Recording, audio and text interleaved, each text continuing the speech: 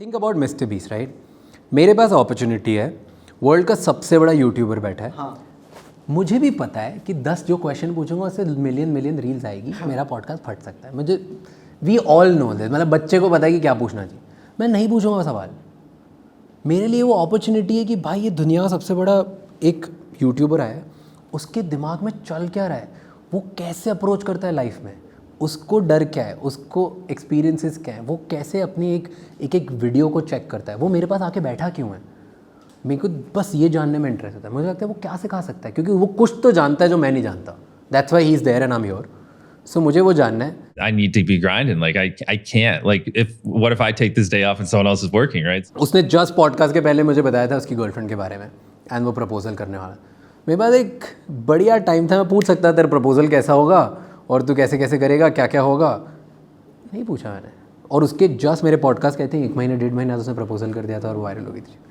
सो मैं नहीं सोचता कब कौन सी चीज़ आएगी, तो मेरा सबकॉन्शियस एक्टिवेट हो जाता है. And I love that bit जहाँ पे वो पूरा ब्लेंडर वाला जो आप उनके साथ करते हो कि गिव मी एन आइडिया, अगर एक ब्लेंडर को फेमस करना है.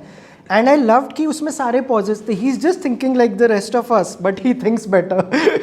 He thinks so much better. If I was in this spot, like I would figure out who the set designers are on every major studio, and then I would just be like, "Yo, I'll get just replace their blenders. Like they don't care."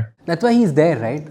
उसका कोई एक frame है दिमाग में, उसको कुछ context पता है जिसकी तरह से वो चीज़ों को अप्रोच करता है. Right. वो सीख लिया तो मज़ा आ जाएगा. Tell me more about Mr. Beast, because I think इस लिस्ट में भी one of the first names होगा वो. Like what is that one thing about him that the world doesn't know, but आपको उन 2 या 3 घंटे में उनके बारे में पता चला? It's very difficult to gauge a person from 3 hours. Okay, मतलब आप उनकी रियलिटी तो नहीं पता कर सकते, बट आप कुछ ट्रेट्स पता कर सकते हो. Please, yeah. So I can tell you a trait. Mister Beast एक गीक है, एक नर्ड है. वो एक गेम खेल रहा है. उसका गेम है कि मैं सबसे ज़्यादा व्यूज़ कैसे लेके आऊँ. उसको और कुछ नहीं फ़र्क पड़ता.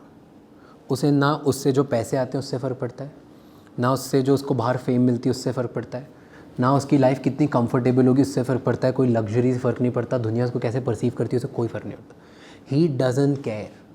उसके दिमाग में सिर्फ एक ही चीज़ है कि ये मेरा गेम है, मैं इसकी हर लेवल कैसे क्रॉस करूँ. And that is something very very exciting about him. And you will see him not on my podcast. आप उससे जब पर्सनली मिलोगे तो ये होगा, आप दूसरी जगह जाओगे तो ये होगा. उसके जितने वीडियोस देखोगे हर जगह सिर्फ यही पकड़ोगे. Have you seen his Colin and Samir वाले podcast? या सेम थिंग.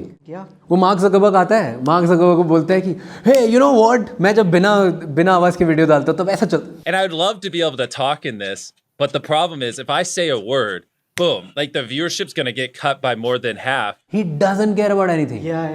वर्ल्ड का one of the most powerful founders and CEO के सामने बैठा है, उसको पता है कि भाई मेरे व्यूज़ कैसे आएंगे. वो सिर्फ ये बातें करता है. तो he is that geek. That's something like very beautiful about him. That's one. Second is पूरी कॉन्वर्जेशन हमारे साथ बहुत देर तक था. पॉडकास्ट के पहले, पॉडकास्ट के बाद. वो जल्दी आ गया, स्टूडियो में जाके सो गया क्योंकि वो सोया हुआ नहीं था. फिर वो उठा, फिर वो वीडियोस की व्यूज़ बात करता है. फिर मुझसे पूछा है तू कैसे ट्रैक करता है, क्या करता है, पॉडकास्ट के पहले क्या. उसको मेरे से भी सिर्फ यही जानना है कि तुझे कैसे लगता है कि ये गेम चलेगा नहीं चलेगा. Crazy. And I was amazed that why does he even care. That's him. So that's mister beast. I don't know if you know, I have had Colin and Samir on my podcast. Oh sweet. Yeah. Sweet. I love them as well. Yeah. And you know ये जो आप बता रहे हो mister beast का, I think वो एक बार airport पे थे जब इंडिया पहली बार आए थे. एंड इंस्टेंट बॉलीवुड वाले उनको लोग मिले and like they post like 20 times a day and they are telling him कि we have 10 million like followers and he is getting excited. तुम कितनी बार पोस्ट कर. How the hell did you guys get 30 million followers? You post 100 times a day? Yes, that's what I told you.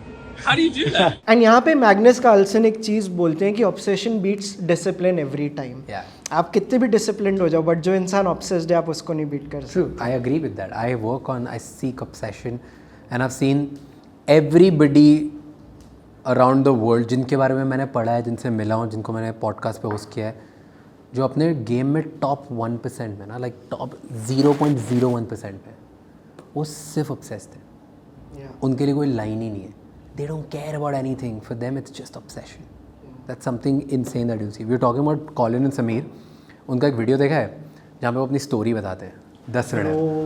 That's one of the most beautiful video to watch as an introduction of a YouTube channel. So we left stable jobs in search of that final 5%. And that brings us up to 2 years ago when we started a new company and started a new channel. The way they stitch it, Act 1, Act 2, Act 3, like it's just amazing.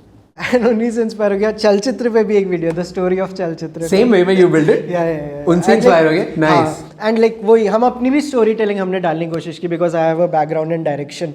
सो मैंने पूरा वो घुसा दिया इसमें कि यार करके देख. Nice. You love that video though?